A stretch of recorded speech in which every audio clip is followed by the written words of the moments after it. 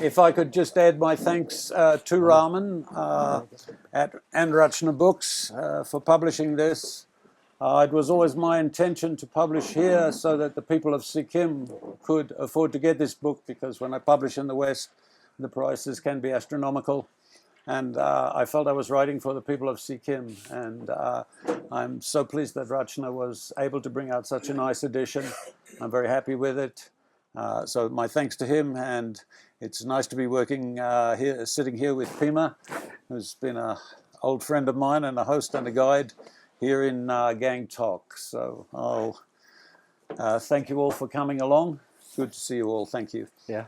And all of those thanks and more thanks, Raman, for making these possible. I mean, because I've always been very fond of Alex's work, and more than just the fluidity of his writing, his academic rigor, and there are his students here, I guess, who will second me on that. He's also been always very open with opening doors and encouraging young scholars. So the people in Sikkim should be really delighted with the sense. I see it as sensitivity, which is not really required when you're doing history. You're not really required to be very compassionate or sensitive in what you're writing, so long as the facts are there. But what you'll notice with Alex's work is this wonderful balance I think he finds with how he presents the information that is there in this book and how the concluding remarks, which we will close with. But just to give you an idea of how it goes is, I mean, this is 50 years of Sikkim statehood. Merger, annexation, there are different terms that people throw. And we've seen, so Alex refers to that moment in 75 as India's takeover of Sikkim, which is not as harsh as the term that we otherwise use, which is the merger, and not even taking such a strong position as what a lot of other people like to use, which is annexation. So one of the things that I've been always envious of, and this is one of the first things I learned about Alex, is he has actually, like not literally, but almost literally slept on the head of the Bamiyan Buddhas. So tell us about, I mean, let's begin with that. Let's begin with the 70s and you in Afghanistan and with the Bamiyan Buddhas. Well, I first came out to this part of the world when I was 18. I came out from Europe on what was then the hippie trail.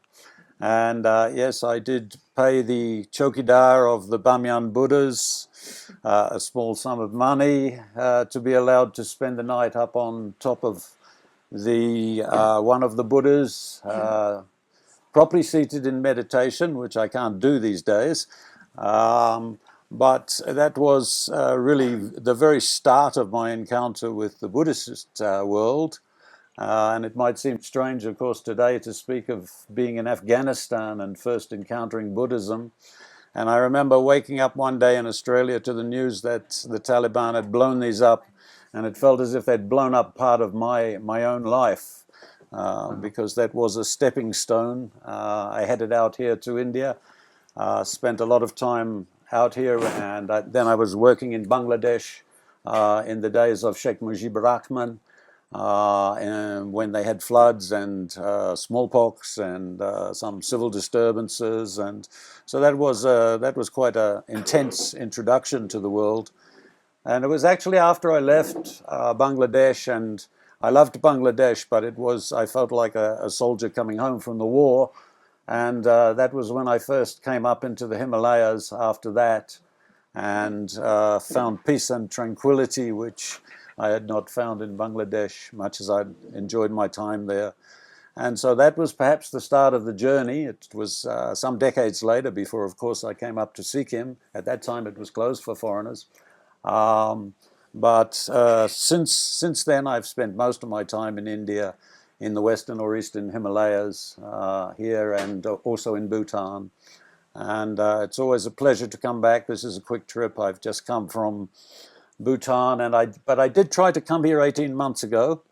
Yes. But there was a small matter of a flood at the Tista, which coincided with my having COVID, which I'd picked up on the way. And so that might explain why the book launch has been delayed, perhaps for a record time. But we are so glad that this is happening with you here among us. You were 18. I was, yes. So there was really no intent, like this was not. So I mean, if see this book in front of me, this other book, which is not here in print. So your line of, I mean, your specialization, so to speak, is the frontier Kada, in a way. So and the frontier Kada opens up the entire Central Asia as well for you, and as it does Sikkim, Bhutan, and Tibet. So first, if you could just briefly tell us what is the frontier Kada, and how do you arrive from your interest and specialization in that to this book on Sikkim? So I didn't go to university, in fact, until I was 30. I spent a lot of time traveling. And in 1984, I heard a rumor that some people had managed to get into Tibet, although it had closed off again. As far as I was concerned, well, you know, a wall once breached is a door. And I headed up into China with the intention of sneaking into Tibet. And in Kunming, I heard some American travelers talking about the fact that yesterday they had been able to get visas for Tibet. I arrived just at the time when Tibet was open to foreigners. So I was fortunate to spend a few months then in Tibet. And I went away again. And by that time, I was getting obsessed a little bit with Mount Kailash and decided to travel to Western Tibet in 1986. And after that, I realized that I was spending all of my time reading about Tibet. I was working my way through every book on Tibet that I could find in Australia or anywhere else. And it just took over life, really. And in a sense, I felt that I was traveling over ground. I mean, you read all these stories about how isolated Tibet was and how few people had been there and that. And so I was very much coming out of reading that type of book. But then I found out about these British chaps who'd actually been posted to Tibet. They were stationed there. And they were from the Indian Political Service, or the Foreign and Political Department. They were diplomatic representatives of the colonial government, the British government of India. And so that seemed to give me an avenue to get in to explore the history of Tibet, something accessible because I didn't have great language skills. And at that time, some of the people were still alive. I was fortunate to meet and interview Hugh Richardson, who had been the last British representative in Lhasa. And also Mr. Ford, who'd been the radio officer up in Kamdo and had been captured by the Chinese and spent 5 years in a prison camp. And I met these people in London, and they set me on the path. I went to the School of Oriental and African Studies in London University. And I was one of those fanatical students who even went down into the basement to study the regulations so that I could study a particular course I wanted to. They didn't want me to at that point. And I started working on these British officials, and I just couldn't believe that nobody else had ever put together their presence there. There were other books, people like Charles Bell, of course. Sir Charles Bell had written some what were groundbreaking books in his time. David MacDonald, who was, of course, half Sikkimese, his book. And then I started working on the primary sources, which is what a historian has to do, and started compiling lists of everybody who had been up here, the time of their posting, and then starting to trace their journeys and really work out what exactly the British were doing. And of course, as most of you will know, the political officer responsible for Tibet and also for Bhutan was resident here in Raj Bhavan, built by John Claude White in the early 1890s. And that's where that was my avenue into this whole area, and finding out exactly what the political officers were doing. And what they say in their books is quite true, but there are some bits that they left out, shall we say. And I was able to track down a lot of the families, their letters, some of them, particularly F.M. Bailey, who was the political officer here in the 20s, is rather famous. And he had records from the time he was a schoolboy answering questions such as, are polar expeditions worth the effort? And of course, the answer to that is yes. And Bailey knew just how to write yes and extend it out and say just what everyone wanted to hear. And so I studied what these chaps had done and how you produced a group of men who, even though they were very different personalities, they essentially thought and acted in the manner that their government wanted them to do. They had tremendous freedom of action and initiative, and yet they always remained within those parameters of behaviour that was required of them by the colonial government. That led to Tibet and the British Raj, and I am sitting here marvelling at how you happen to have a copy. You gave it to me. Ah, yeah. Okay. Because only five copies of that cover were ever I should probably auction it. And then, so okay, that explains that mystery. And then I was able to come here to Sikkim, because a lot of what we call the intermediaries, the people who had worked for the British in Tibet, were, in fact, most of them were from Sikkim, because the Sikkimese people were culturally Tibetan to a large extent, and yet they understood the British. They'd had more decades of experience of the British. And so also they had Indian citizenship, so if there were any problems, the British could get them out of there, although there weren't really. And so it was from that that I started spending more time here in Sikkim. And then thanks to Dr. Anna here over there, at a later point around, 2014 or 15, when the last Maharaja, Chogyal of Sikkim, decided to release the palace archives. He had released one section earlier, which my colleague and friend Saul Mullard worked on. And then they released the later documents from my period. I'm delighted to see a couple of the people who worked with me on that team. We put 95,000 pages of documents online from the palace archives, which are available on the British Library website. And that was like an archaeologist who finds a chest full of gold and diamonds. You know, for a historian to find a whole archive that is no one has worked on, that's as good as it gets for a historian. And it was thanks to everybody on that team and to Princess Pema, who was my colleague on that. I was the academic advisor. And with the funding from the British Library, we were able to open up that archive, and having had first grab at the archive, I promptly was able to write the book. And people had written books about the history of Sikkim before that, but they'd never had the opportunity to really explore, particularly the Sikkimese royal perspective on what was going on in the colonial period. So I feel very, very fortunate, very lucky, and very thankful to people like Anna for allowing me access, and to have the team members there. We worked together for a year on this, and then I was able to sit down and write the book. Yeah, I mean, Project Denzong. Project Denzong. It was a wonderful. I mean, it is a wonderful thing that they did. I mean, I'm just sharing. I don't know whether I've done this before, but you mentioned Hugh Richardson. And there was this wonderful story that, so he was there at the time of India's independence, 47. Yeah.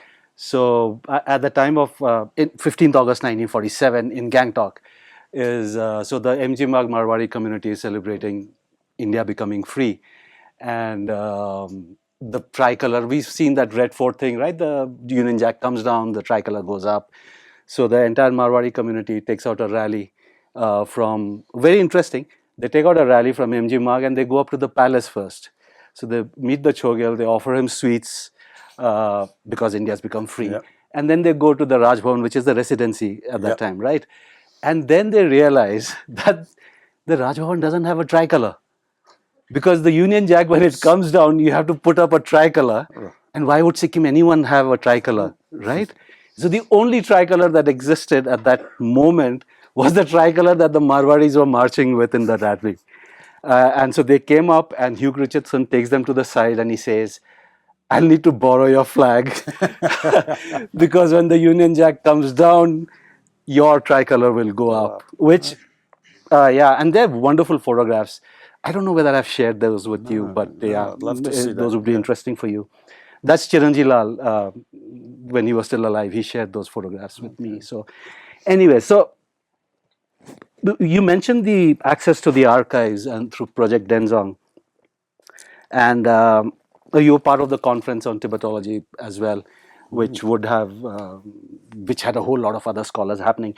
I'm just wondering, like, uh, would this book have been possible if the archives had not happened? I mean, would you still have worked on this book? Was it something that excited you in that sense? No. The British Library has a great number of files which I've been able to go through, but I don't. I think there wasn't really much new that I could have said. Yes, I did. I was fortunate enough to interview J.S. Lal, the Indian political officer, and a couple of people like that in the course of my work.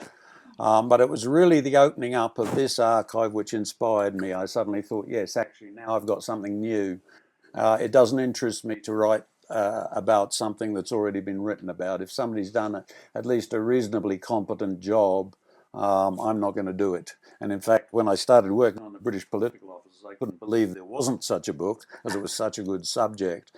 And it was the same here, that there were a number of books on Sikkim, and I don't want to be critical of those people who wrote those books, because they didn't have access to the Project Denzong files. The Royal Archives were sitting here in Gangtok, but they were closed. And it was only the opening of those that gave us a lot of new perspectives. I hope I was able to add from my own experience of the cultures here in the Himalayas some insights. I'd like to think I did that. But crucially, it was the opening up of a new archive which gave me that great head start. You know, it's like running the 100 meters, but you've got a 20-meter start on anybody else. So yes, I admire the people. You know, we stand on the shoulders of giants, and I respect the people who had written previously, but they didn't have access to the sources that I had access to. And I should add that it's by no means complete. There's so much more to be said, and I've mentioned in the book several areas where, you know, I would hope that some of the younger students here, and I know that Dr. Anira Lepcha is here, and inspiring a lot of students to work on Sikkimese history. And so I'd like to think that my book is just like a good stepping stone for more work to come in the future on the history of Sikkim. Yeah, I mean, the bar is high with this book. I mean, really, I mean, it is a fun read, and it does shed a lot of light. And if you could, like, also, I mean, I'm fascinated because I remember you explaining it to me once. I didn't, or maybe I've forgotten the mention where it is, but if you could explain your concept of the Mandala Kingdom, why this title, and what you mean by it when you say the Mandala Well, Kingdom. it's interesting because I have to blame Raman actually, because the original title of this book was actually The View from the Palace. That was my working title, but perhaps I didn't realize that there was more to it than that, and so I felt that the mandala and it has so many dimensions. The idea of a power center with the power spreading out in the way that a torchlight in the darkness spreads out, and the farther you get from it, the less light you're getting from it. But essentially, in Sikkim and in Central Asia as well, and throughout the Mughal kingdoms, you know, really the center of power was where the ruler was, and the power spread out from that, and it became diffused the farther it went from the center. so that and I felt you could apply that mandala concept to the polities all around this area. Wherever the Mughal emperor was, that was the capital. Wherever the Chogyal was, that was the capital. Wherever the Dalai Lama in Tibet, when he was in Lhasa, but when he went elsewhere, that was where the center of power was. It was with the ruler. So I thought that the idea of the Mandala Kingdom did work in that sense, that we're talking about the centers of power and borders. Borders change, don't they? And I very rarely use the term border because I prefer frontier, because frontiers, you can speak of zones. They are zones of transition. There are different aspects of the power of any given polity within a frontier zone. And I think that was very much the case here. I've just last night and many times before we've talked about places like the Chumbi Valley. Was it part of Tibet? Was it part of Sikkim? Even the British weren't sure about that. They never really quite pinned it down. And so I think it does work as a title. Yeah, I mean, yeah, definitely.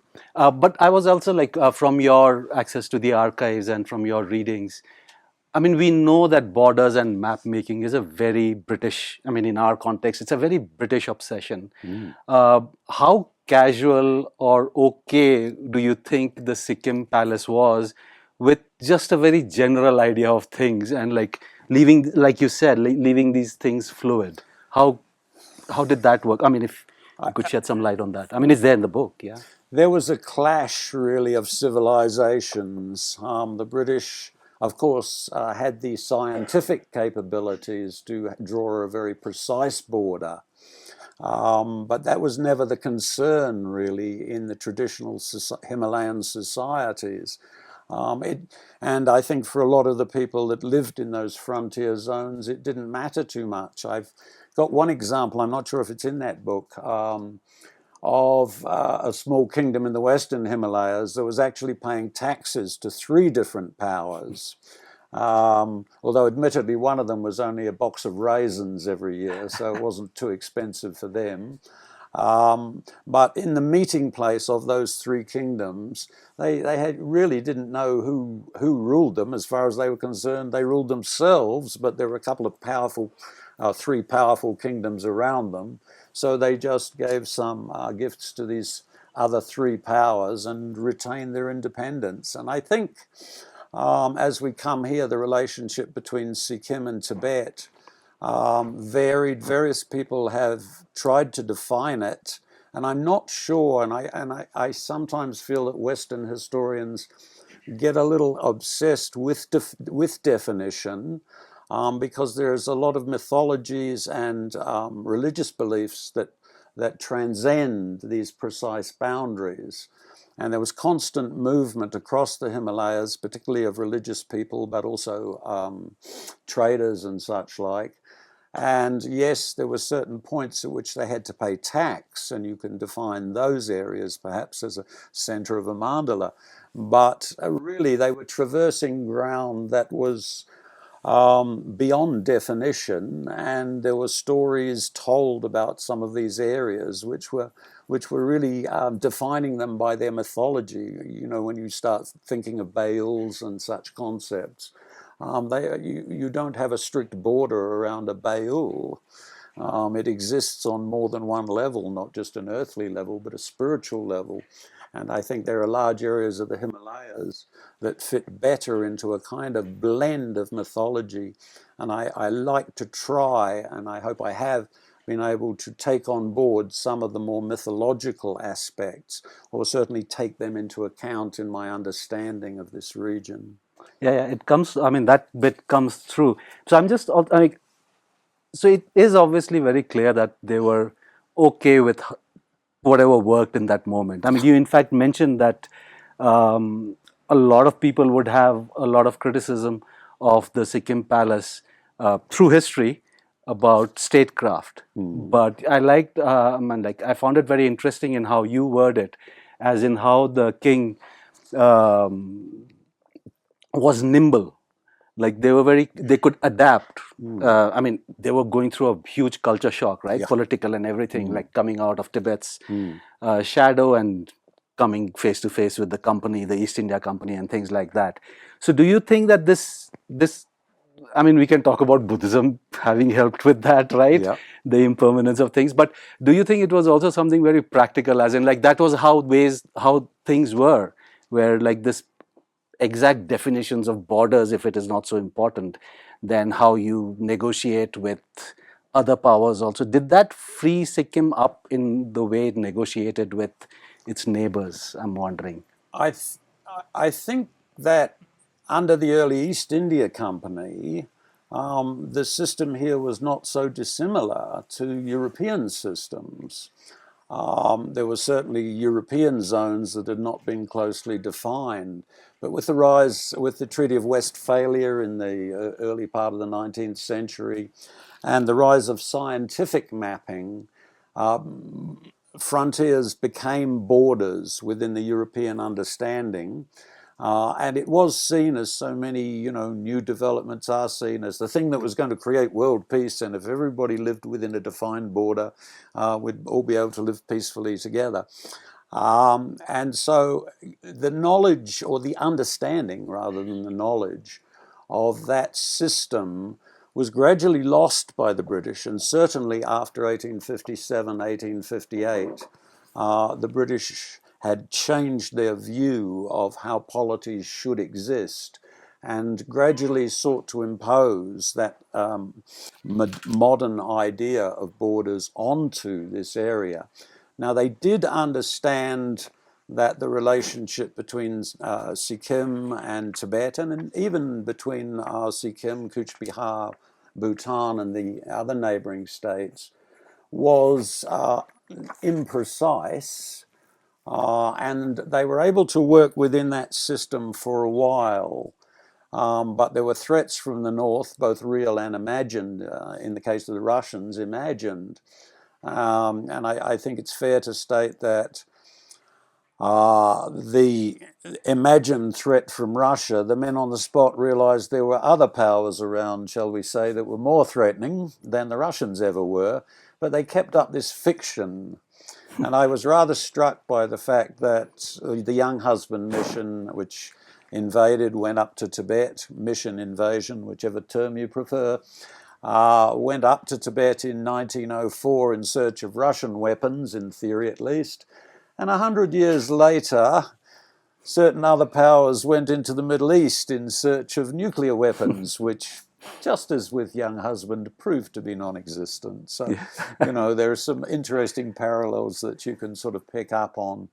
But yeah, I think the officials are both representing an ideology of their own, while at the same time dealing with a different system. And some individuals within government do that better than others. So Sikkim suffered greatly from the fact that the first British political officer to exercise power here, John Claude White, was just to totally it's pretty obvious you don't like the guy, right? I feel sorry for him. He was. I do. It doesn't come across. I'm very critical of him, but he was out of his depth.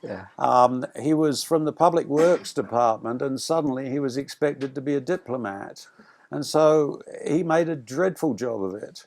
And so, it's more a case of the fact that there was a chap called A.W. Paul, a political officer, who got on very well with the people of Sikkim in this region, but he was retiring, and he also dealt well with the Chinese, and they needed him in negotiations with the Chinese. So he didn't get here, and then they sort of looked around and thought, oh God, now what do? We need an officer up here. White. Well, he's spent a lot of time in the Himalayas, and he's very good at building roads, so he can build a road up to Tibet, and we can deal with them. So White got posted up here when he was actually and expected to act as a diplomat, whereas the officers in that position who followed him were all trained diplomats, and they knew how to interact and treat with respect other people. And his own government, the government of India, realised before very long that White was dreadful and dreadfully ill-equipped for his job. But he was a good chap, so they didn't want to actually throw him out. And so he was allowed to serve. But luckily, in the meantime, Sir Charles Bell was coming up underneath him. And Bell he comes across as a bit of a hero. You are like really fond of him, yes. Yes, yeah. He really was a very, very thoughtful person. Yeah. Some people found him severe. Others have said that his command of the Tibetan language was not nearly as good as it was supposed to be. Nonetheless, he actually transformed the relationship between the British India and the Himalayan states. So yes, I've used the phrase unlucky, and I'm not sure if you can say a country's unlucky. But the British, Sikkim had to deal with White, and before that, they'd had to deal with this chap Campbell. And I don't want to talk. That's the other guy you don't like, yes. Who was responsible not only for the misunderstandings over Darjeeling, which were the first big misunderstanding between the British and Sikkim, but subsequently tried to invade Sikkim with a ragtag bunch of untrained militia and was promptly chased out again in the middle of the night, and his own government was horrified by that. Yes. So, I mean, White, apart from being not a great diplomat, was obviously not a good engineer either, because the road that he started is still giving us trouble, right? Like the national highway from Siliguri to here is what White cut out, and it's still like one of the worst alignments that I've seen. Right. And I think this I've shared with you, but I think Sikkim paid back White in a very wonderful way. So where we have JN Marg, the bust of Jawaharlal Nehru, is where you used to have White's bust, Claude White. And then, of course, and that's the White Hall, right, in his memory, right next to it. And when they made it JN Marg, they put Jawaharlal Nehru's statue there. And White's bust was lost for all practical purposes. Until I found it, like what is that swimming pool down at Ranipul? Smileland, right? So that the guy was a contractor with the Roads and Bridges Department, I think, or Buildings and Housing, doesn't matter. But he had gone to the godown to pick up his load of cement and rods or whatever, and he finds Claude White's bust just thrown in the godown there. And along with his cement and rods, he picks up the bust and takes it down to Smileland, which is the first swimming pool that Gangtok had, right? And when I visited there, it goes on. This story is wonderful. So when I went there for the first time, so this guy is probably inspired. If you've been to Chandigarh, the Rock Garden in Chandigarh, where they've made art from thrown away things. Yeah. So there was this lawn with a row of Western commodes on both sides. Western commodes on both sides, which were used as planters. And at the end of it is Claude White's statue. And I said, I don't know whether this is consciously done, but it is so wonderful that you did this. But yeah, coming back to your book. It's in the High Court Museum. It's now in the High Court Museum. You confiscated it, or he donated it? Yeah, which is so sad, because I went back so many times to take a proper photograph and it's not there. Yeah, no, there he gets pride of place, right? Right. So that was so much better. The row of Western commodes. But anyways, getting back to so your book is full of very fascinating insights into episodes, right? So obviously the episodes come from the access to the archives. The insights are yours. Like you mentioned, it's your understanding of the whole thing. But I'm also wondering, did this new information change the way you looked at how history kind of progressed for Sikkim, or did it just reinforce a lot of ideas you already had? Was this to support your take, or was it some new things you said, oh, okay, this is something that we've not looked at? I certainly had a firm basis from the work on Tibet and the British Raj, the work of the political officers.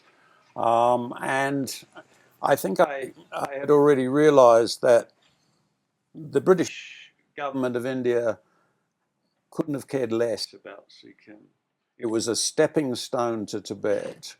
And it was the individual officers from or even from white onwards who were living here who began to develop the appreciation of the difference between Sikkim and Tibet and the culture here.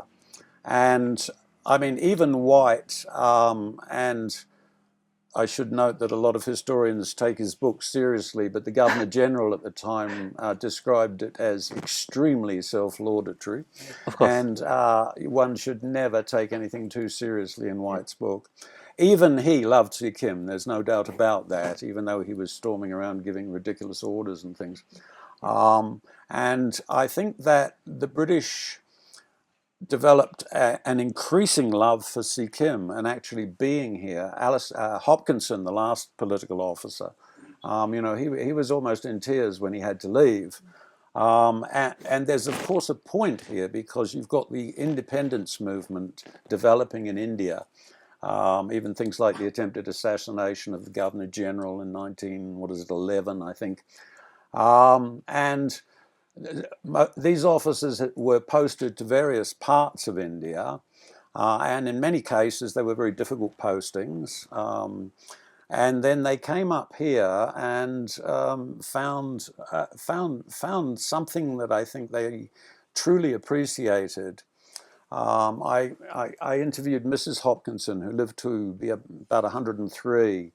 And she was living in a small, modest bungalow out in the English countryside. And then when you went into her house, it was like stepping into a house in Sikkim. Everything inside was Sikkimese decoration, and even her taste in food still remained.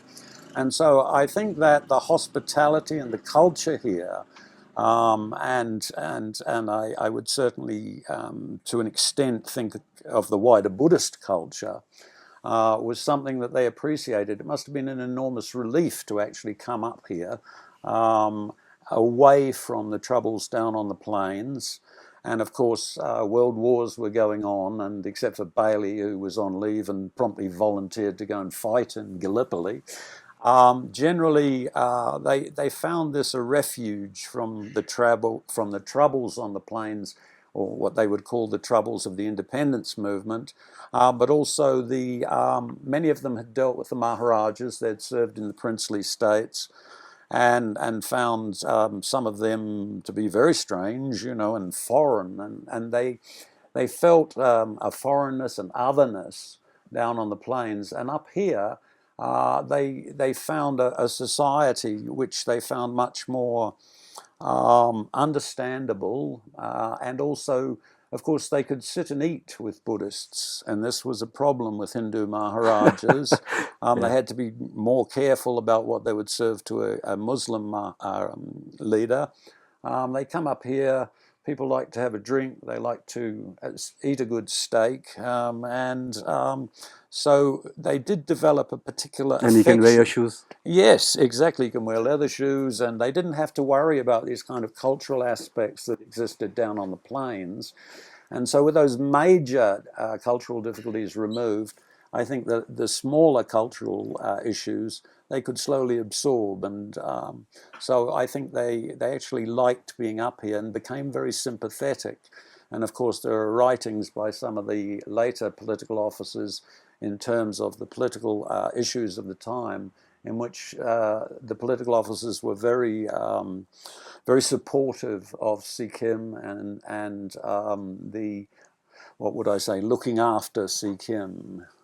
Yeah. I'll leave it at there because I always like to stop at 1947. Yes. So, I mean, you cover the period. So, I mean, it's I think Raman is going for a trilogy of the history of Sikkim, right? So we had Saul's book, and then you take over from there. So it starts like, let's say your book covers the period from 1815 thereabouts, really till 1947, and which is an interesting year. But Sikkim, like we've talked about it a lot, how it is sandwiched between these big ambition, even if not strong, but at least ambitious powers, right? You have the house of, like, you have Nepal, Gorkha expansion happening. You have Bhutan, which is pretty martial, has invaded Sikkim through its history, and you've got Tibet, and you've got the East India Company and the British. Yeah. But and these are all very martial powers in a way.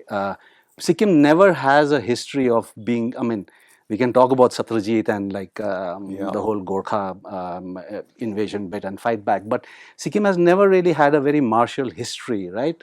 And I'm wondering, like, what is your take on that? And also, why is it that even though these neighboring countries had so much influence on what happened in Sikkim or to Sikkim, why is it that not a part of? I mean, I don't see much of that in the archives either, or in the active memories of people, or in the history, the way people look at history about what happened in Nepal led to this, what happened in Tibet caused this, or they invaded us and they invaded us. I mean, it's very, so I don't know whether there's really a question there, but I'm wondering, like, what's your take on why Sikkim does not have a very, there are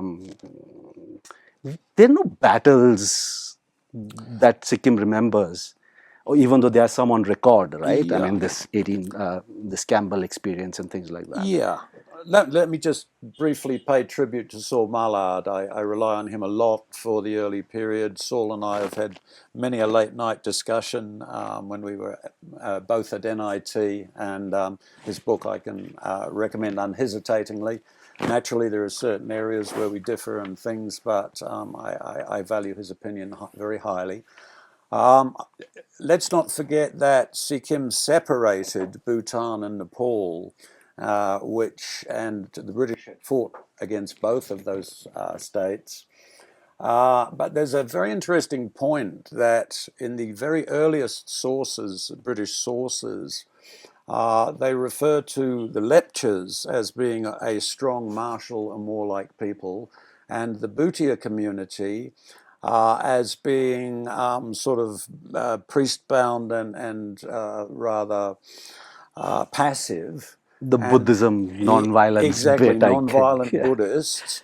And that is totally transformed in Hooker's work, Joseph Hooker's work, which is very strongly informed by Campbell at the time. And then you get these rough, tough Bhutias who are going to be fighting the British, but the Lepchas are peaceful, forest-dwelling, spirits who are good fun to be with. The Gazetteer does that. Exactly, and that I found that transformation most interesting. You can really see the political construction of ethnicity when you compare those two portraits. I think that obviously the Nepal becomes a source of soldiers for the British Army. And of course, the British Army had no idea whether someone came from Nepal or whether they actually came from Sikkim and snuck across, as we know happens in World War II. And, with our Victoria Cross guy. Yes, exactly. When the Victoria Cross winner, who they think's coming from Nepal, is actually coming from here. From that point of view, I do think that Sikkim had, for 3 centuries, attained a kind of balance in its society. It's something I've thought about. It's partly, I believe, due to the different environmental niches that groups occupied. In other words, there wasn't a competition for resources within one environmental area. It is partly a Buddhist idea as well. And I've advanced an area which I know not all scholars agree with.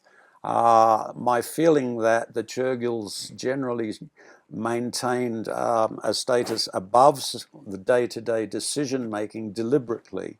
And I know not everyone agrees with this, but my feeling was that by maintaining a distance from day-to-day politics, the Chogyals were able to retain a religious status as essentially Buddhist kings, Dharmarajas, Chakravardhans, even Buddhist rulers.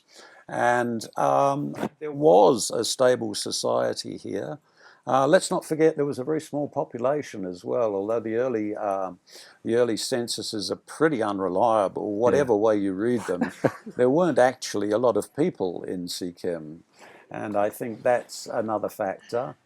And there was a stability here. And one of the later political officers, and I hate to embarrass the lovely Joanna Lumley, but it was her grandfather who referred to the virus of democracy infecting the Himalayan state of Sikkim, which he regarded as, he speaks in terms of a sort of pastoral ideal of different classes, each holding their own position and being content.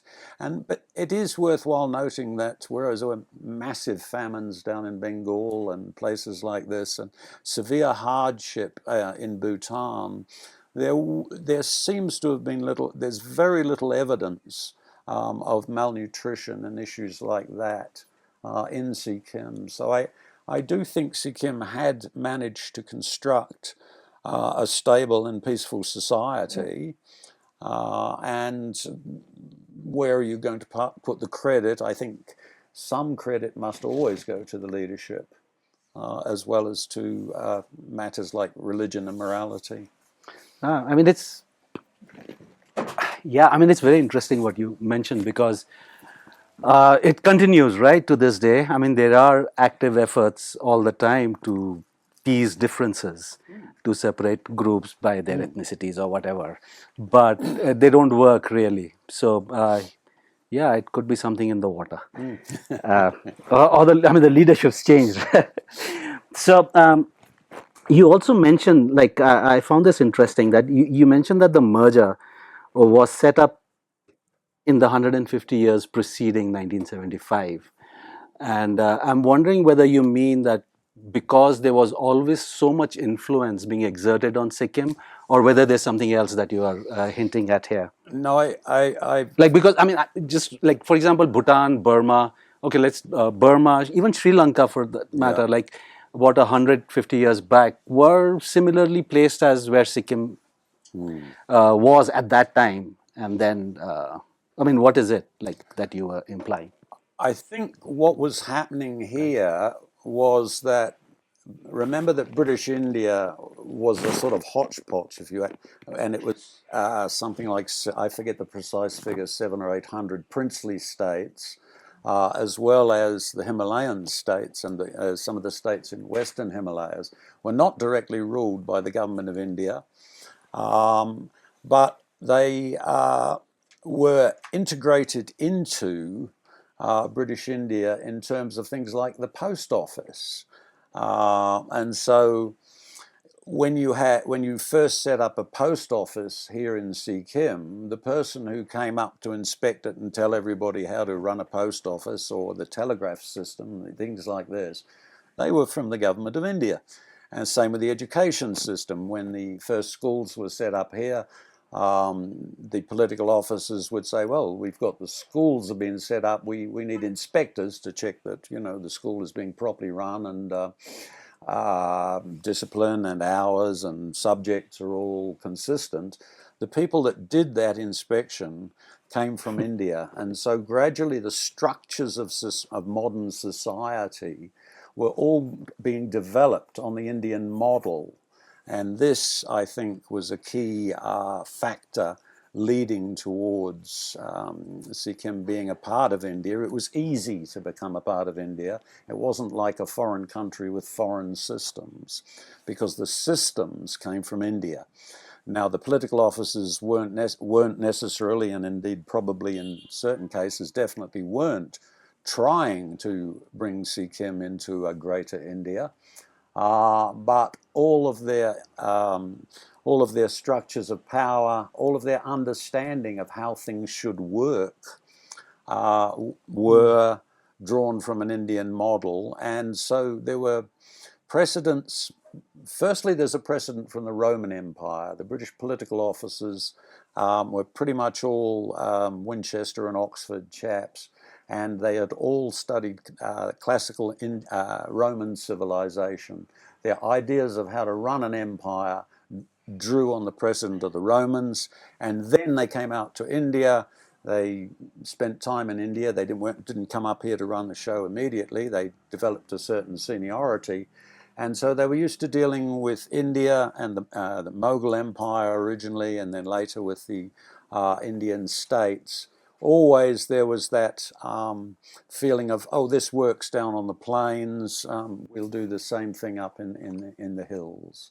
So there was always that close association with Indian systems, not with cultures. They were very aware of the cultural differences between a Muslim state, a Hindu state, a Sikh state, whatever, and a Buddhist state. These differences were apparent to them, but everything they drew on their experiences of way back Roman, but more contemporarily, the British Indian realm. I mean, that's a fascinating way of looking at it, because you also mentioned, I think it's in a footnote, not really part of the main thing, but you mentioned how at the Bhutia Boarding School, they discontinued Lepcha language classes and replaced it with Hindi. Yes. Now, which is what we are struggling with right now all across the country with the national education policy and the third language bit that's happening. But anyways, we keep that aside.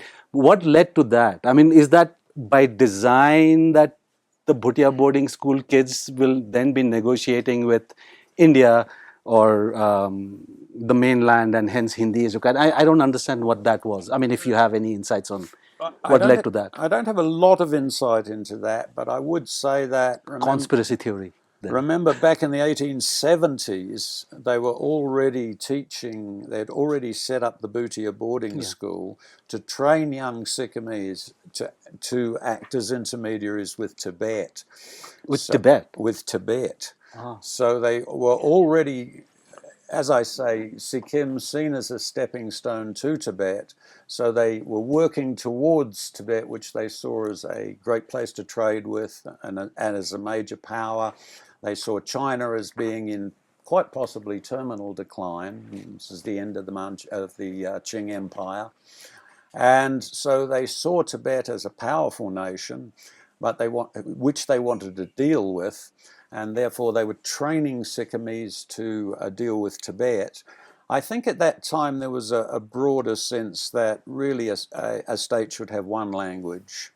And Lepcha kind of wasn't going to be much use to anyone from Sikkim who went off to France or somewhere, or Britain or Australia or wherever. So I think that was part of the thinking, that they were looking for Sikkim to have one language which everybody would be educated in. The more advanced students would be educated in English, of course, but they wanted a state language, and I think Lepcha was probably seen as not being as much use as Hindi would be, because India was right there and they were going to be dealing with India certainly. Therefore, they leant towards Hindi. It was an interesting decision, and I haven't seen any plans behind that. That decision just comes in, and there may have been some Sikkimese input into that. I don't know. Yeah, I mean, like something like what we have now with the bills, right? Statement of objects and reasons. Right. I mean, this is why we are doing it. I mean, that would be, which, I mean, if I don't remember, but around which year is I this think it's happening? 1919 or 20, somewhere between 1919 and 21 that call was made. Yeah. Whether anything to do with the war, First World War, had affected that, because a lot of people from Sikkim volunteered for the forces, both for the Gurkhas and also to serve in other regiments in India. Yeah, and I mean, you had earlier mentioned about how the earlier British chronicles refer to the Lepchas as the more warlike, let's say. I mean, hunter-gatherers, so they could hunt. But that gets turned around. And I'm also wondering, like, why would you give, because I've also read accounts of the earlier census guys, not from Sikkim, but this census guy who has holidayed in Sikkim and then is in Ladakh. And he writes about how he found Lepcha speakers there. And for the longest time, I said, like, okay, which dialect of Lepcha reached Ladakh? Whoa. Until I realized that it is, I mean, the guy could not tell a Lepcha from a Bhutia at that time, right? I mean, it's like the Kintup confusion that continues to exist. So, I mean, just one, like how much detail exists about the battles that were fought for us to be able to actually as in actual records of, I mean, is there stuff like that There- beyond just claims of, I mean, we've read the history of Sikkim where like there's a pile of right arms or whatever Yeah. brought off. I mean, I don't really think that happened, but Yeah. stuff like that. But actual, like where we can say, okay, there was an army or they knew how to fight and who did the better fighting.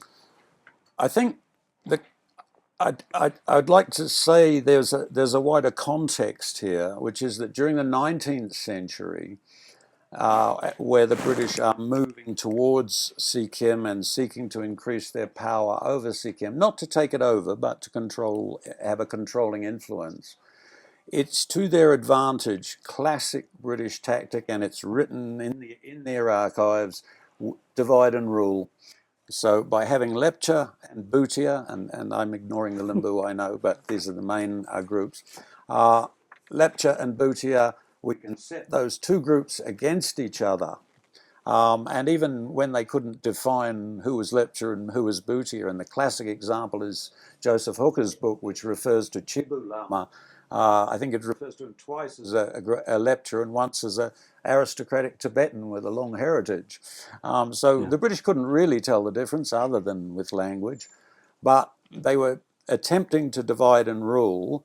But in the 20th century, once they have a controlling authority over Sikkim, that's no longer in their interests. They then, because it's their bordering state, they want stability in Sikkim. So suddenly, out of all of the files, that whole idea of Lepcha Bhutia, tension, differences, it just vanishes out of the archives.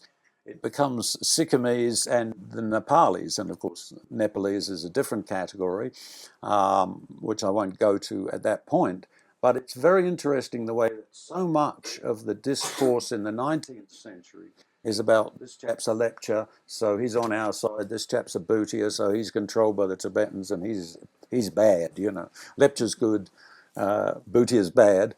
And then in the 20th century, that whole concept just drops out, and we've got Sikkimese, and then we create the Nepalese other, but it's not a negative connotation for the Nepalese community because, of course, the British were friends with the Nepalese. So, but yeah, that change, in a sense, they're trying to create divide and rule, and then they drop that idea because they want a stable society in which Bhutia and Lepcha live together in harmony in order to provide social stability. Yeah, I mean, it's part of the whole process. I think it's a conscious enough thing. What I also, and I might not have read enough, so I don't know if I'm getting it wrong here, but of all the works on history, Sikkim's history, I think you provide probably the most detailed and nuanced introduction, let's say, to the Pagla Dewan. I mean, you know this, right? We've discussed this in the past about how, I mean, it's fine for the British to call him the Mad Minister, but why should Sikkim do the same? Because for them, he should be a patriot or whatever. I mean, but, and you also mentioned that I mean, you also mentioned there that you don't know whether this name, the Pagla Dewan, this moniker, is something that the Sikkimese gave him or the British gave him. Which will be an interesting inquiry because I think, I mean, Pagla Dewan is a very Hindi term and it's the 1840s when Nepali is probably not the lingua franca yet in Sikkim. So maybe two-part questions here. One is, why do you think that characters like Pagla Dewan and so who can be, let's say, a complicated figure, but someone like Satrajeet, who should unequivocally be a hero. Why are these two characters? I mean, if you were to pull some strong characters, I mean, you've pulled enough villains through history that people talk about, but these two strong characters, why do you think that these are not, why does Sikkim not know more about them? And why does, for example, Sikkim continue to call him Pagla Dewan and no one knows which are the 17 battles that Satrajeet won, for instance? Satrajeet should be the subject of a book, and I actually thought, you know, the comics in India, the Amachitra Kathas. Yeah, these comics. I thought, why haven't they done Satrajeet? Because we don't know which battles he won. We just know he won 17 battles. They can make but anyways, that up. yes. They can make that up in the comic. he's clearly an important military figure, but he's essentially before the British period, and so they're not paying him so much attention. He doesn't. He doesn't really fit into the British interests, shall we say. He's not an economic figure or somebody who's opposing them at that time. So he fades into history, and he's such an amazing character. And he's from Gangtok. And he's from Gangtok. There we go. You see, I didn't know that. Yeah. So yes, he's somebody that I just wish there were the resources and the records to write a lot more about him. And I hope that something will come up about him in the future.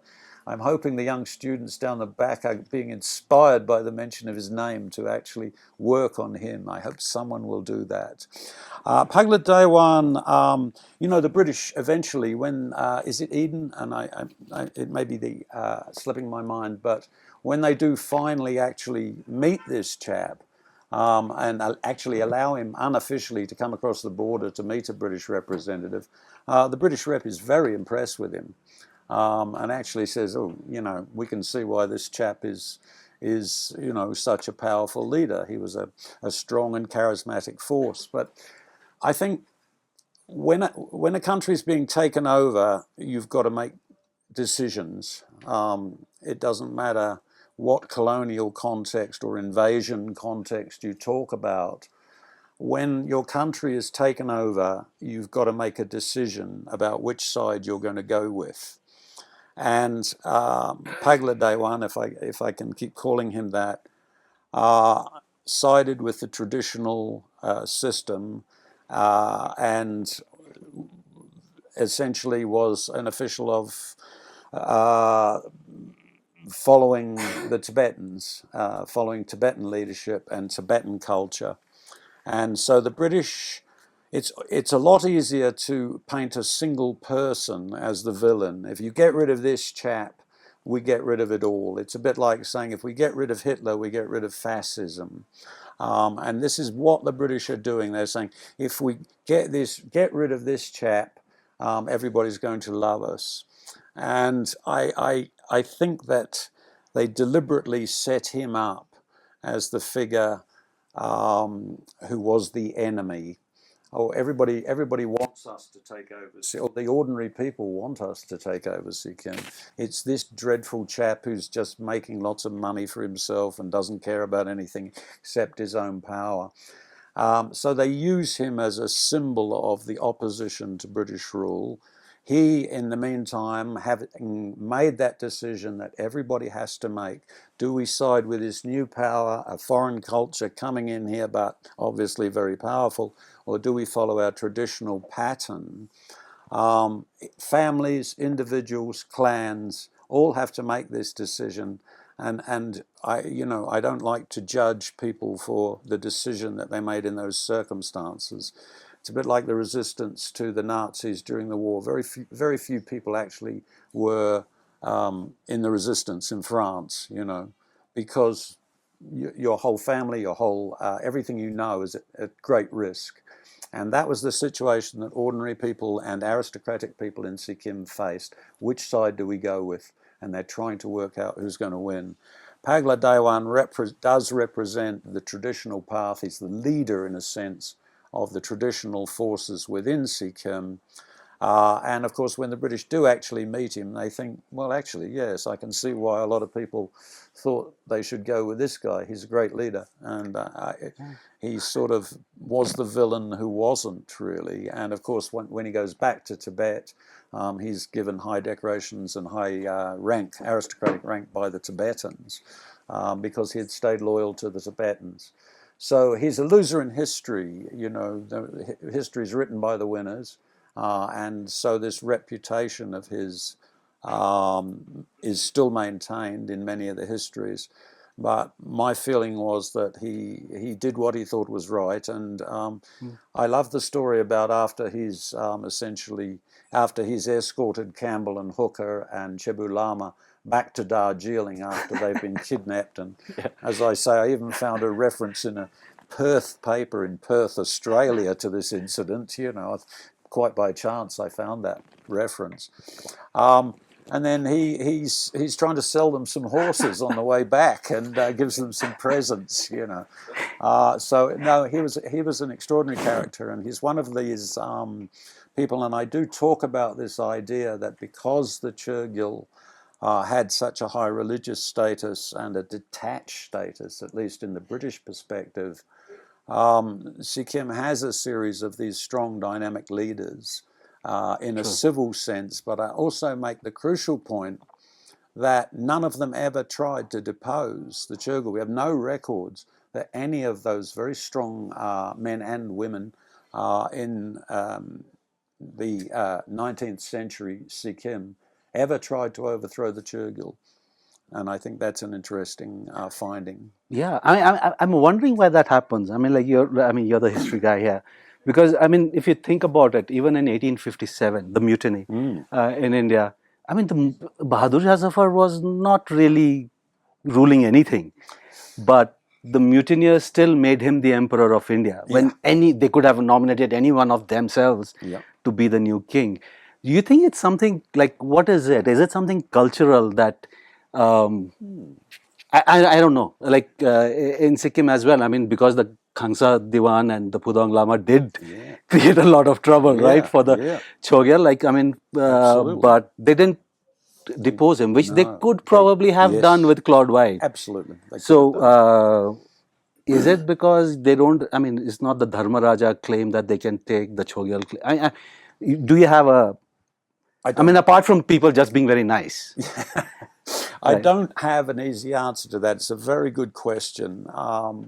I can only suggest a Buddhist kingdom interpretation of that, or in the case of India, of course, a religious interpretation, because undoubtedly both Khangsa Dewan and Podong Lama and several of his predecessors could have taken power. In fact, John Claude White essentially asked them if they wanted to take power when they were on the council. And he said, do you want to elect a head of the council? And they said, no, we're all getting along fine. We don't need a head. We all agree. And really, you're the head, which I thought was a wonderfully sort of subtle way of going, no, we are not challenging the Chogyal. We'll do what we're told, but, you know, we are not revolutionaries, and that's interesting because they do treat the Chogyal sometimes badly themselves. They certainly take advantage of his deposition, but none of them ever go with John Claude White because, as you say, in that period, yes, and I think Charles Bell understands that, and he produces a much greater balance between individuals and ethnic groups within Sikkim, brings the Nepalis into the ruling council and such like, and ensures that the monasteries are represented. So I think Bell saw that balance with the Chogyal at an enhanced spiritual status. As being the most stable way of government. And let's not forget, the British concern with the northern frontier was always with stability. You know, that's always what the empires want. They don't want trouble on the frontier. And the Chogyal provided that. Yeah, I mean, or it could just be the water. Like, I mean, even after democracy, Sikkim keeps governments for 15 years, then 25 years. And now we're into the 10-year with the present one. But when you mentioned like the stuff about the Pagla Dewan and Satrajeet, and this is for the younger scholars here, do you think you've left out anything for them in the archives that they could dig up and in the palace archives currently and flesh out and work with? I hope not. But what I have left out and what I do mention in the book is that the whole history of the Nepali community has not been written and remains to be written. And I know that in the Himalayas, a lot of families retain their records. They're a possession of the family rather than of the state or nation. And I would love to see more family records brought out. I think there is scope for young scholars to explore family records. Balgopal Shrestha has done some very good work, but there's a lot more needs to be done in that area because there's a whole untold story. I'm telling the story of essentially a Buddhist Sikkim, and there's a lot more to it, as we all know.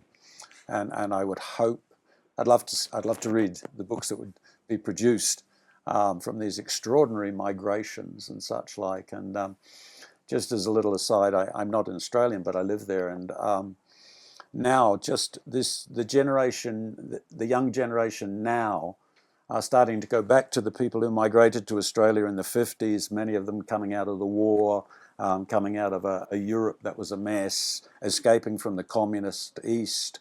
And there's still just enough of those people still alive to rush around and get their stories. And their stories are fabulous. You know, we need to get those stories from the old people before they're lost, because they can be.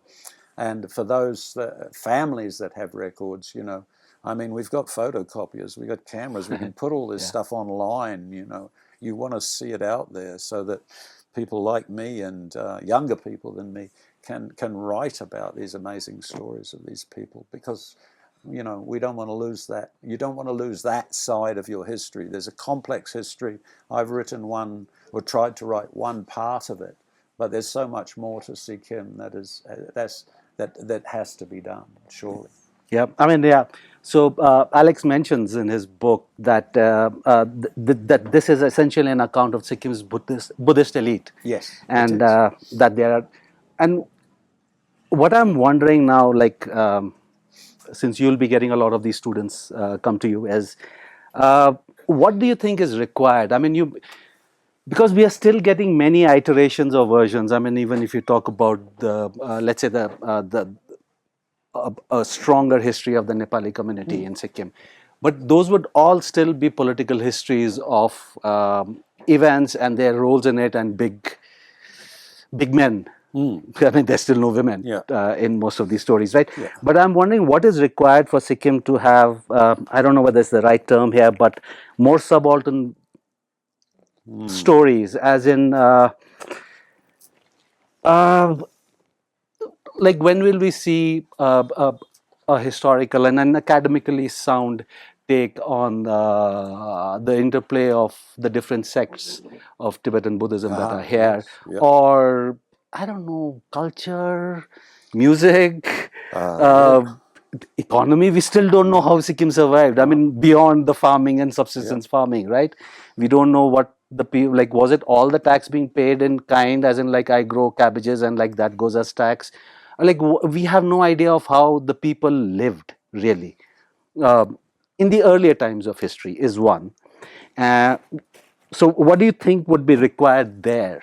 How do we... I used to tell my students, you have to get dust on your boots. You've got to get out there in the field.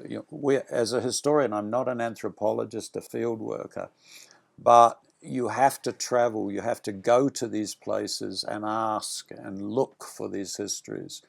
When I came first here and I was working, looking to interview people, and later when I did medical work, I just chase around. If there was one of the last doctors under the British in Lhasa, he was down in out the back of Coimbatore. So he'd retired down to there. So yeah, you go down to Coimbatore and you see that guy because he was there. He knows. He can tell that story, and I think that is the kind of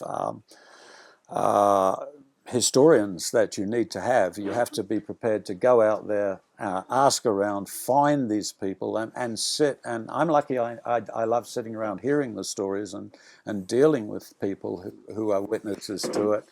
And to listen, because there is certainly a tendency in historical studies to have a theory and then to go out and try and find support for your theory. But best thing to do is to get all of your evidence, put it all down on paper, and that's the time when you might come up with a theory. The important thing is actually to get out there with dust on your boots and find the people who have these histories. The cultural issue is more difficult, or perhaps in some ways it's easier because material objects can survive. They survive, people don't. So you can learn a lot, and I think a lot of work now is being done on material objects and their histories. This sort of India in 100 objects, or actually, these kind of books are being written now. But it's the human histories. And the other thing, if I can say anything to young students, and I don't think I'm a good advisor to young students really, but judge people by You're the in time. competition with them, with your books. Well, judge people by their time, not by our standards. Every generation thinks that they've solved the world's problems or could solve the world's problems, and they know everything. I was part of a generation that thought that as well. So it's not a criticism; it's natural. But judge people in the context of the time they were in. Did they live up to the ideals of that time? Because next generation will have a completely different idea. So I think those are the sort of basic rules that, yes, you've got to be prepared and you've got to enjoy being out there.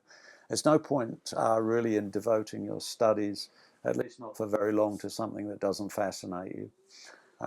Yeah, I mean, that inquiry, because it brings me back to what you mentioned about Pagla Dewan and about how the East India Company at that time, it's still the East India Company at that time, is they want to villainize the guy. And I was just thinking, so one of the things they throw at him, and I didn't connect the dots earlier, is they project him as a slave driver.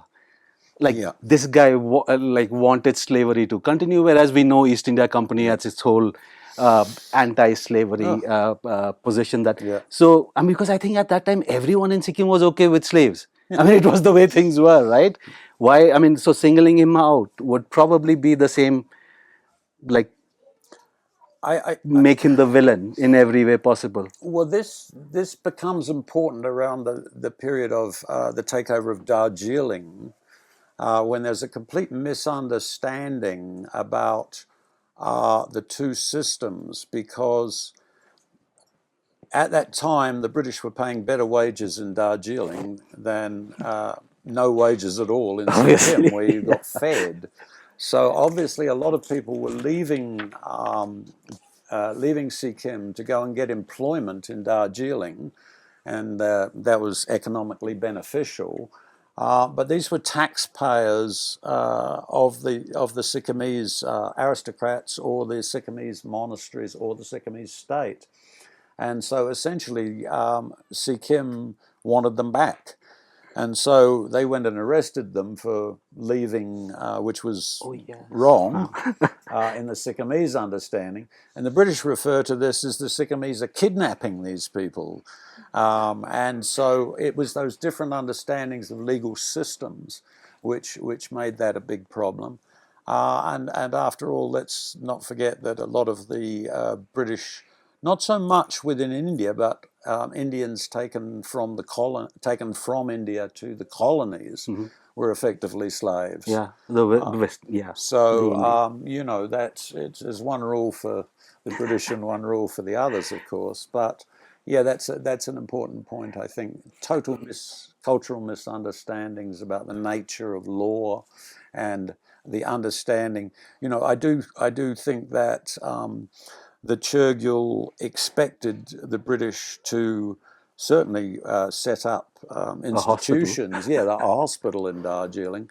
But when they stopped paying tax to him, that, in Sikkimese understanding, surely places them in rebellion. And that is where the problem arises. Because under the traditional system, both in Sikkim and in India, if you stop paying tax to the landowner, well, that's rebellion. You can get away with an awful lot, it seems. That some of the things that people got away with, because you only have a small group of aristocrats qualified to take on a lot of these things.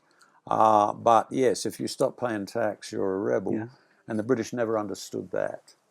Yeah, I mean, I'm just picking your mind on this. I mean, you also mentioned that a lot of these frontier Kada people, I mean, the British, let's say, who were dealing with Sikkim in Darjeeling, or from Rangpur or wherever at that time, it's like they have Rome like the Roman Yeah. Empire as a model that Yeah. they're reading classical Latin and things like that.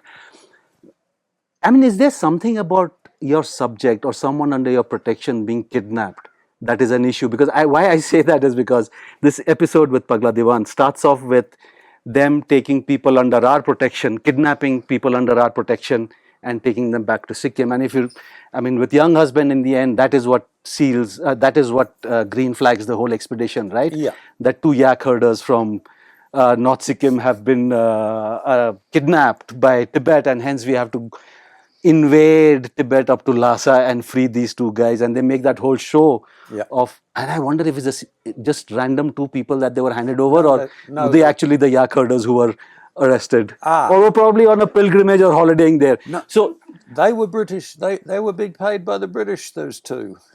They were on the British payroll. They were actually getting information. I did find Spies. Secret Service files from the British in the very early period. And I have to say that Mr. Richardson had said, no, we didn't spy because we just needed to talk to people. We could get all the information. And then I found 2 scraps of paper with Secret Service payments, and the British were paying everybody. It was unbelievable. 10 rupees to this monk who was going up to Lhasa, 5 rupees to this goat herder or yak herder. Anybody that was passing the British seems to have stopped in and told them what they'd seen and got a few rupees in return. And those people who were arrested and imprisoned for spying in Tibet were spies, as technically, I suppose, because they were informants. So but it's two people. Yeah. And that was, I mean, why I was asking that is like they allowed an entire expedition, an invasion. So is it a thing as an excuse or fig leaf thing that they would use elsewhere also? Yes, I think there was also a sense that Curzon felt the necessity to demonstrate British strength in the Himalayas.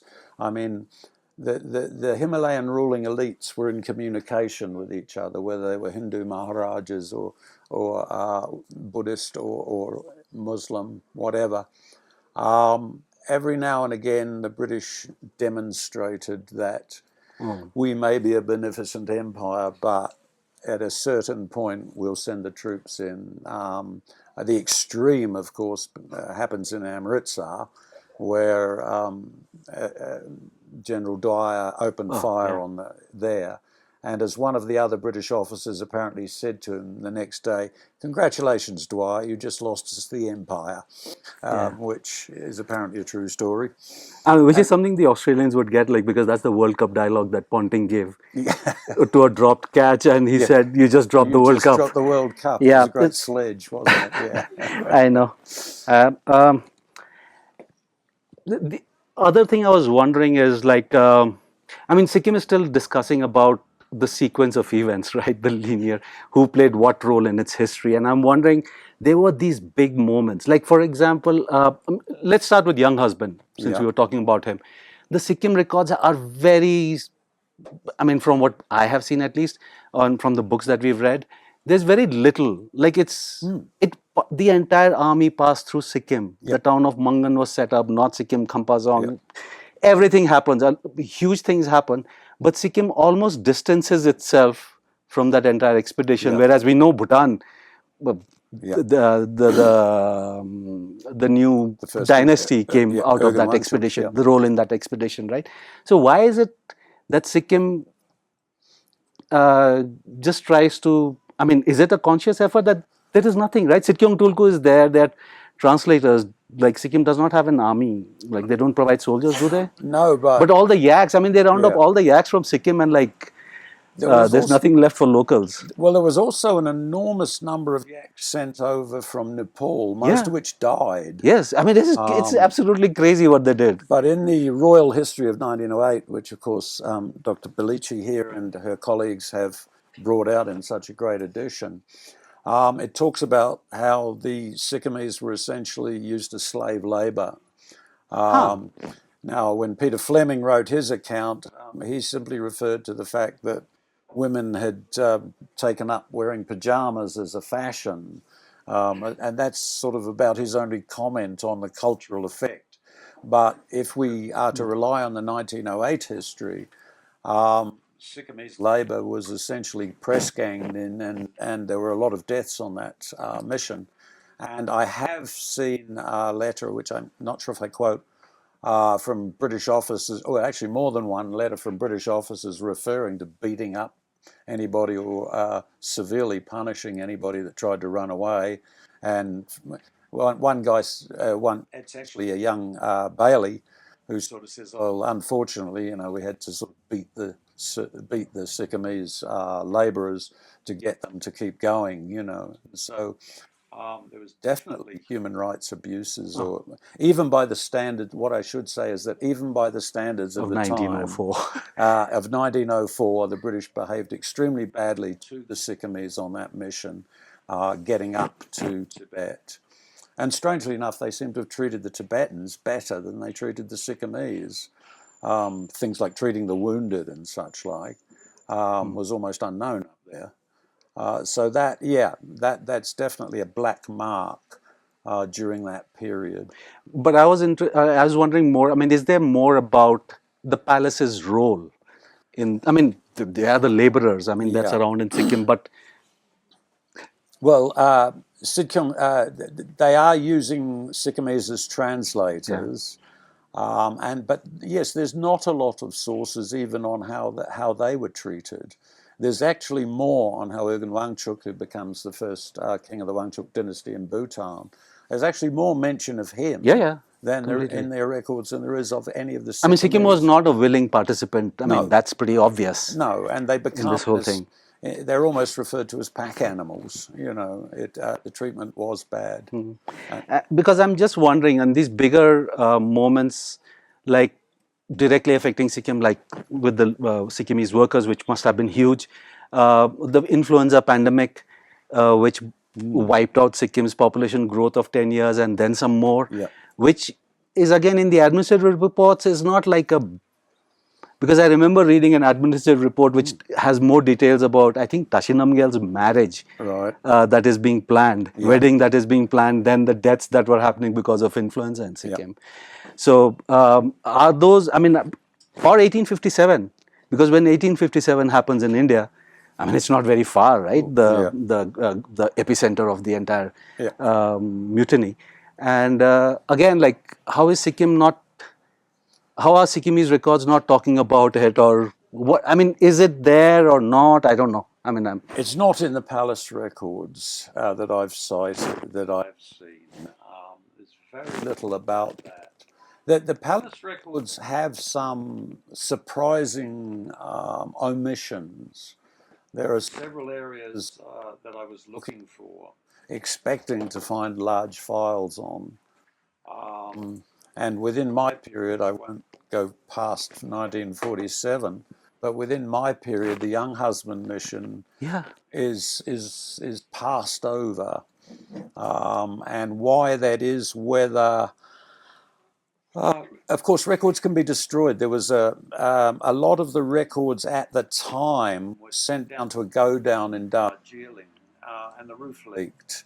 And some of the I only found this out from some of the British officers who'd sent all kinds of, tonkas and things down there, or their own personal effects, and were essentially, by the time they got back, they'd all rotted away.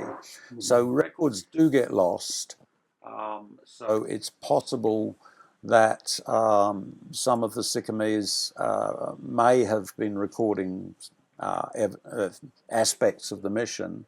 But it doesn't show up. The British barely mention Sikkim. Once they focused on Tibet, all their talk is of Tibet, and there's a little bit of talk about Urgen Wangchuk and the Bhutanese party, who get blamed for a lot of the looting on the mission. Well, the British were doing plenty of that on their own, so they didn't really need to single that out. Yeah, because I've always wondered why, like, how these are just completely. So. How are we doing with time? We should be okay. We'll get there.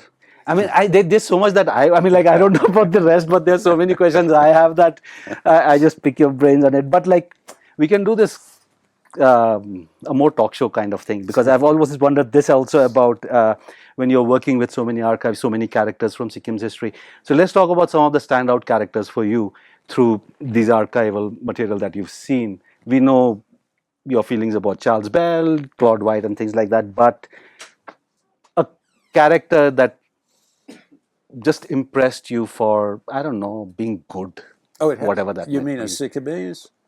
We can go both, actually. I was thinking both. Well, But let's go with Sikkimese for good yeah, I for was now. going to say Charles Bell is Yeah. he writes the book. He's the outstanding British political officer with the greatest understanding of the culture here. Sid Kyung Toku has to be the outstanding figure. I mean, he's a star. Everybody just Yeah. loves him when they look at Yeah. the archives. Yeah, I think I refer to him as the Kennedy of Sikkim, John F. Kennedy, because and of course maybe because he dies young, he Yeah, may have proved James to Dean. exactly. Yeah, this is it. If you want to be a hero, die young.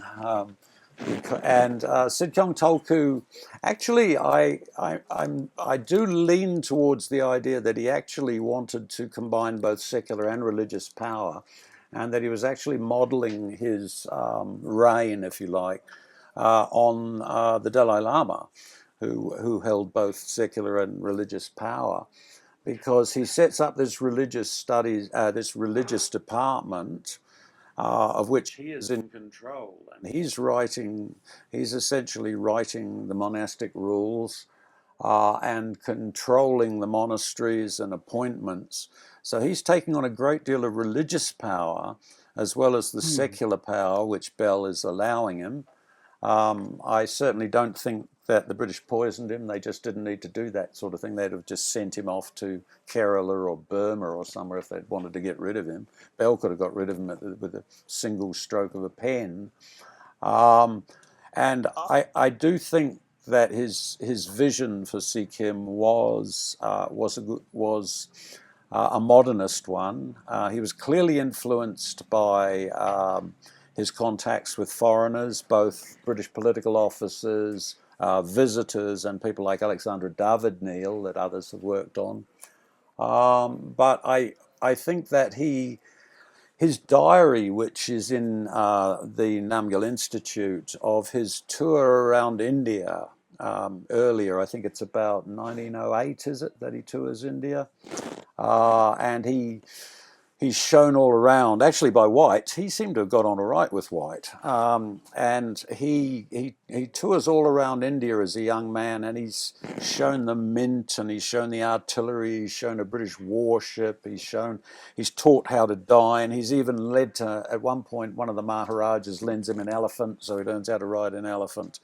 He actually sees the British Empire at its best, I think you'd say, and he meets a lot of the Maharajas who've come to and who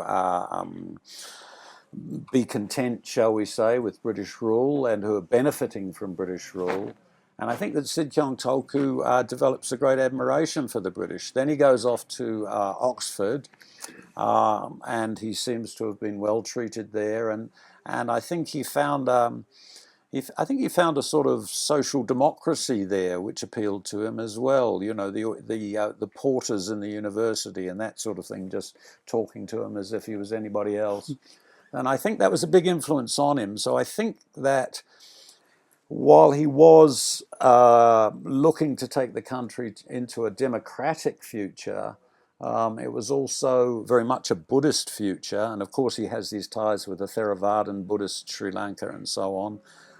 He spent time in temples in Burma, I think Thailand, and certainly Sri Lanka.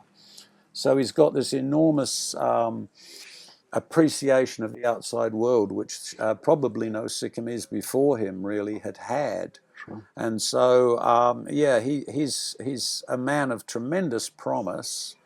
And although Satoshi Namgyal, who takes over, was a very different personality, I think Satoshi seems to have been, he was thrust into the position. And there is one quote about him liking nothing better than just having a quiet dinner at the Residency. And I think that summed up his personality. His paintings, of course, I don't know if if you know his paintings, very much in the Rurik style. He was a quiet, cultured man, and I think he was a good man. Sid Kyung Tolku has a historical charisma that you just can't go past. I devoted quite a bit of the book to talking about him. Yeah. Like so many people, I found him fascinating. Yes, like Raman tells us, we should be winding up now. Just a couple of things. I mean, for people, if there's anyone here who's still not read the book, because I'm sure everyone is here because they like the book, but it's wonderful to read all the things that happened, the history as it is recorded. But I think if you don't have time and you can read only one chapter, then the concluding remarks would be wonderful, because it's concise, it's open, frank, and compassionate. I mean, that's one of the most compassionate introductions to Sikkim that I've read. It's not talking down or condescending or anything like that. It's like, it is actually very brilliant. I mean, I'm so envious that I didn't write it. Thank you for those words. But there were some things that I was thinking we could just. You mentioned there's a very interesting section here about, let's say, the history of Sikkim, the translation by Kazi Dawa Samdup that you mentioned here, and a lot of us have. I mean, the typescript has been circulating since forever, and now the book is out as well. And if you could just edition's on its way. Yeah. Oh yeah, I saw one of the screen grabs at Anna's office last time. So if you could just talk us through how it was how that original was planned and what you found out. Oh, I think Dr. Anala would be far better at answering that question. But what I think is clear is that it was a response to the gazetteer, to Risley's work. Yes. And I think that obviously the Chogyal and his wife would have the Gyalam would have read the gazetteer and thought, well, that may be the British view of things, but it's not ours. And that was a response to the British. And also, it's an interesting mixture of Buddhism and politics. And although it's quite episodic, and really we needed it to be gone through and given a kind of more full narrative, I do find the religious aspect of it important in that it takes on a sort of traditional form of an Indian subcontinent, if you like, religious text, going back to the earliest periods of the Buddha and then leaping forward. And I think we shouldn't ignore that format because it's very much a statement that Sikkim is a Buddhist state. Once again, there are other religions, but that was the perspective from the palace, that there was a Buddhist history of Sikkim, which was our history. Yeah, I mean, I find it very fascinating as well. Like, it's the whole Indian way of Suryavanshi and Chandravanshi, like how the lineages are drawn to say, I come from this line, you come from that line, and the Sikkimi is doing the same thing. Yeah. I mean, we can have that discussion. So I'll conclude now and hand it over for any questions, because I think we've really run over time. But there are two things that I'd like to mention from this book. We've spoken so much about Claude White. And I love this one because then there is a contemporary comment on it as well, where you say the final phase of White's period in Sikkim, and remember, this is the guy who sent the Chogyal into house arrest in Kurseong and things like that. White's period in Sikkim was very different to the early years. White had no wish to retire, and the Chogyal famously petitioned the viceroy on several occasions to allow White to stay on. Now, I mean, I'm not reading this out to say that White became a better man, but it's from then that officers don't want to retire. Yeah. We continue to this day in Sikkim, when on retirement, everyone gets an extension. It's part of Sikkim's history, I guess. But on a final note, on a more serious, and so, I mean, you will read it, hopefully, all of you who've got the book and not read it yet. But I think this is what I mean when I say this book is so sensitively handled, and I mean, it's just so nice. So I'll read it. That Sikkim existed for more than 3 centuries as a distinct political entity under the rule of the Namgyal dynasty indicates a certain social consensus of consent to that system, which I think is something that is so alien to a feudal system. To like the king rules by consensus. I mean, Yeah, when have you yeah, heard that yeah. before? So, I mean, that is what this book is about. Essentially, I mean, apart from the academic rigor that is obviously there, it's a brilliant book to read. So, please do that. I will rest my questions for now and we'll throw it open to the house.